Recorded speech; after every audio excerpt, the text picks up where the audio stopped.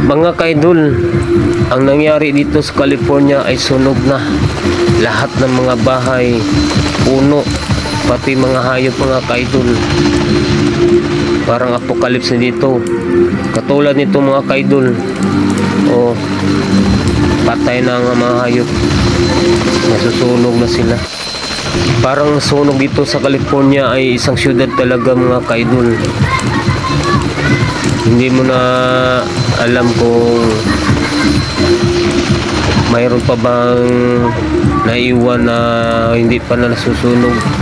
Lahat ng bahay talaga sunog. Mga establishment sunog pa rin. Yan mga kaidol. Kaya tayo mga kaidol, sa atin